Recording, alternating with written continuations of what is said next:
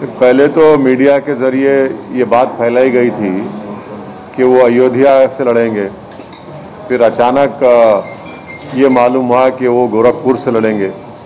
तो मुझे उम्मीद है कि गोरखपुर के जनता जिस तरह कोविड के सेकेंड वेव में योगी सरकार बिल्कुल गायब नजर आई थी और उत्तर प्रदेश की जनता को उनके हाल पर छोड़ दिया था, जिस तरीके से गंगा के पानी के ऊपर हजारों लाखों लोगों की लाशें तीर रही थी, वैसे ही गोरखपुर में राप्ती नदी में कई लाशें बह रही थी। तो मुझे उम्मीद है कि गोरखपुर की जनता राप्ती नदी में जो गरीब आवाम की बेबसी और लाचारी और उनकी मौत और उनके भाई बहन बेटे की लाशें जो बह रही थी, वो उसको याद रखेंगी और एक अच्छा फैसला लेंगी योगी आदित्यनाथ के खिलाफ। सर, जैसे कि अभी योगी आदित्यनाथ गोरखपुर से लड़ रहे हैं, पर बीजेपी ने साथ ही साथ अखिलेश यादव, प्रियंका गांधी और मायावती को भी चैलेंज किया है कि वो अपने कैंडिडेट्स सीट पे डिक्लेयर करें, या तो फिर वो डर गए हैं बीजेपी से। इलेक्शन जो लड़ा जाता है वो डेमोक्रेसी का एक उसूल है और उसके ऊपर लड़ा जाता है, तो डर किसी से डरा नहीं जाता। कैंडिडेट खड़ा किए जाएंगे और जनता फैसला करेगी। सर, आपकी तैयारी कैसी है? 9 कैंडिडेट। हाँ, हमारे पार्टी प्रेसिडेंट ने इस बात का ऐलान किया है कि हम लोग उत्तर प्रदेश के विधानसभा में 100 विधानसभा की सीट पर लड़ने की तैयारी कर रहे हैं और पहली लिस्ट हमने फर्स्ट फेज की जारी की है और भी कैंडिडेट्स दूसरे फेज के और दूसरे जितने फेज हैं उसके जारी किए जाएंगे और हम लोग पूरी तैयारी कर रहे हैं, पूरी तैयारी के साथ इस चुनाव में मुकाबला कर रहे हैं। और जाहिर है कि इलेक्शन कमीशन के गाइडलाइंस को फॉलो करते हुए, क्योंकि फिजिकल रैलीज अलाउ नहीं कर रहे हैं, तो हम लोग वर्चुअल रैलीज भी करेंगे और जो भी मॉडर्न टेक्नोलॉजी के जो टूल्स हमारे पास हैं उसको इस्तेमाल करेंगे इलेक्शन कमीशन के रूल्स और गाइडलाइंस को देखते हुए। सर, आपकी रैलियों में काफी तादाद में भीड़ इकट्ठा होती है। ये भी कहा जाता है कि आपकी रैलियों में भीड़ लाई नहीं जाती है, वो इकट्ठा होता है और आपको हिंदी में रिस्पॉन्स भी मिल रहा है। ऐसी स्थिति में जब इस तरह के रिस्ट्रिक्शंस लगे तो आपको नहीं लगता कि आपको नुकसान होगा जो आप फिजिकल रैलियां नहीं कर रहे हैं? नहीं, तो देखिए, हम अकेले तो नहीं है। हर पॉलिटिकल पार्टी को इलेक्शन कमीशन ने कह दिया कि फिजिकल रैलीज अलाउ नहीं करेंगे।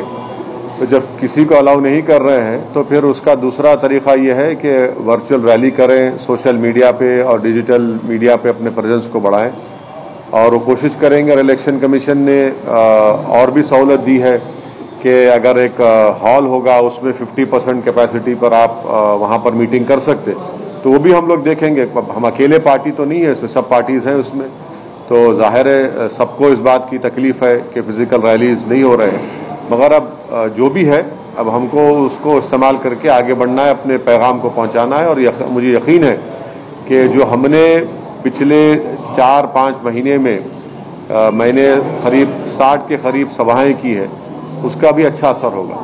सर, क्या कोविड की वजह से रिजल्ट्स पे इम्पैक्ट पड़ेगा?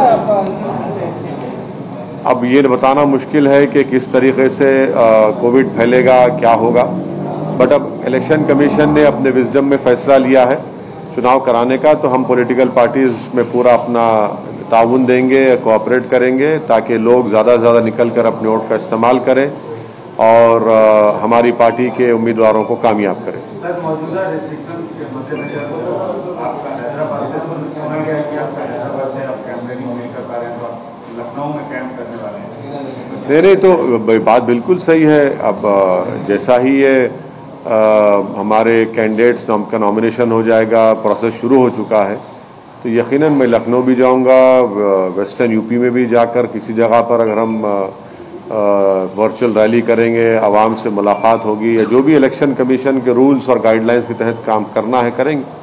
सर, वही पुराना सवाल जो आपके बारे में कहा जाता है कि आप उत्तर प्रदेश में बीजेपी को जिताने के लिए इतनी मेहनत कर रहे हैं, न कि अपनी सीटें। अब ये तो इल्जाम जिंदगी भर मुझ पर लगता रहेगा, इसकी मुझे कोई फिक्र नहीं है। सवाल ये पैदा होता है कि 2014 में, 17 में, 19 में क्यों उत्तर प्रदेश में बीजेपी जीती। मेरे सवाल का जवाब कोई नहीं दे पा रहा है। इसलिए नहीं दे पा रहा है कि सच्चाई ये है कि ये तमाम नाम निहा सेकुलर पार्टीज बीजेपी को हराने में नाकाम साबित हुई हैं। और ये भी कोई नहीं बता पा रहा है कि 2019 में एमआईएम पार्टी सिर्फ 3 लोकसभा की सीट लड़ी तो बीजेपी कैसे 306 के ऊपर जीत जाती है। तो ये सब सवालात हैं। ये बुखलाहट का शिकार और फ्रस्ट्रेशन का शिकार होकर इनको अपनी शिकस्त नजर आ रही है। इनके पास खुद आइडियोलॉजिकली और इंटेलेक्चुअली कैपेसिटी नहीं है बीजेपी को हराने की, तो इसीलिए मजलिस पर इल्जाम लगाते हैं। सर, एक सीनियर जर्नलिस्ट ने एक आर्टिकल लिखा है कि आप थोड़ा यूपी इलेक्शन नजदीक आया, थोड़ा स्लो हो गए, आप उसने केवल अपना मसला ले गए। नहीं तो उनको अपनी राय का हक हासिल है। वो सीनियर कितने हैं, जूनियर कितने, मुझे उससे परवाह नहीं है। लोग लिखते रहते हैं, अब उनको खुशी हो रही है या पेट में दर्द हो रहा है मेरे को नहीं मालूम, और हम तो अपना काम कर रहे हैं और करते रहेंगे। Sir, NCPCR writes to DM Shah stating that complaint received against Darul Uloom Yoga's website and unlawful and misleading fatwas being issued by them. Well, the NCPCR should know that a fatwa is what? A fatwa is a mere legal opinion given. It does not have any legal, according to legal significance. It is an opinion given by the ulema and the scholars, and then they have the right to give it. The Supreme Court also had mentioned it in many cases. It's only a legal opinion that has been given, and if they are indulging in such behavior, it clearly shows that they have some vested interest in this. Sir, Imran Masood जो कांग्रेस छोड़ के SP की तरफ गए पर उनको वहां पे भी टिकट नहीं मिली, तो क्या एमआईएम उनसे बातचीत कर रहे हैं इमरान मसूद से? नहीं, इमरान मसूद साहब से हमारी कोई कांटेक्ट नहीं है, ना उनसे कोई बातचीत है। हाँ, ये बात सही है कि वो समाजवादी पार्टी में गए और उसके बाद जो मीडिया की इत्तलात हैं कि वहां से भी उनको इज्जत और उनका मुकाम नहीं दिया गया। सर, अभी आपने 9 कैंडिडेट्स ही रिलीज किए हैं और 100 के करीब कैंडिडेट है, तो क्या एक साइंटिफिक अप्रोच आप देख रहे हैं जो भी कैंडिडेट सेलेक्ट कर रहे हैं, जिस प्रकार के कैंडिडेट होने चाहिए, क्योंकि विलिंग हॉर्सेस पर ज्यादा ध्यान दिया जाता है, तो आपके स्ट्रैटेजी कैंडिडेट सेलेक्ट करने में क्या है?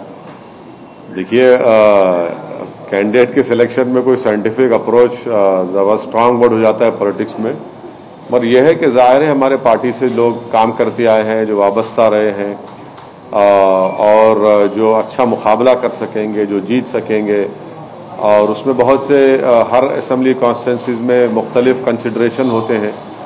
उन तमाम को सामने रखकर ही एक फैसला हमारी पार्टी के जिम्मेदारों ने लिया है और अच्छा फैसला लिया है। Sir, all India Muslim personal law board ने आपको लेटर लिखा?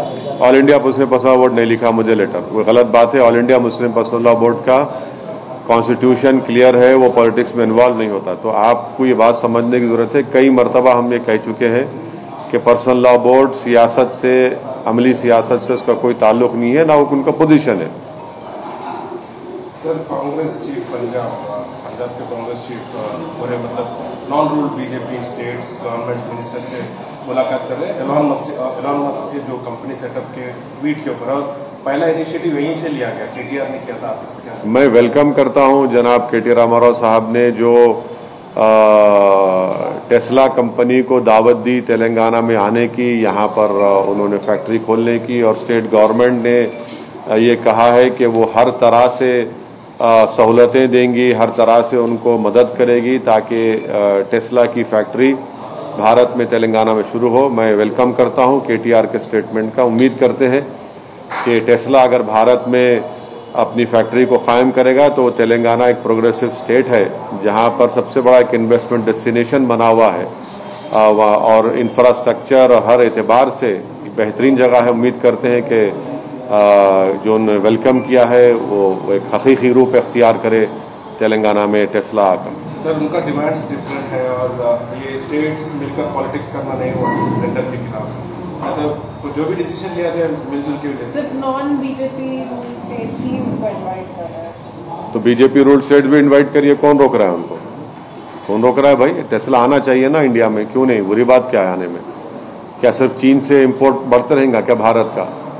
इतना ट्रेड डेफिसिट पैदा हो चुका है कि हिस्टोरिकली एक हिस्टोरिक हो गया है, तो सबसे ज्यादा इंपोर्ट चीन से हो रहा है। तो क्यों नहीं टेस्ला आने में क्या है? जब गवर्नमेंट बोल रही है कि इलेक्ट्रिक व्हीकल्स की प्रमोट करेंगे, पॉलिसी बनाए हैं, तो यकीनन कोशिश करनी चाहिए।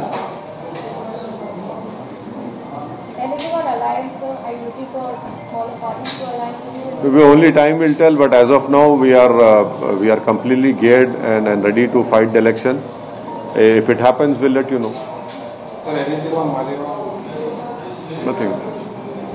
It is now the ball is in NIA court. It is the NIA's duty to do justice to the people who have died in that bomb blast. The NIA should ensure that the victims and their family get a closure, and the closure can only happen when the accused are convicted by the courts of law, and that can only happen if NIA does their work with due diligence, with all the honesty and with fairness. Otherwise, I fear that what happened in Makkah Masjid bomb blast case, what happened in Khaja Ajmeri bomb blast case, what happened in Samjhota bomb blast case, where there has been no justice has been done. We do not want the same fate to happen in this Malegaon bomb blast case.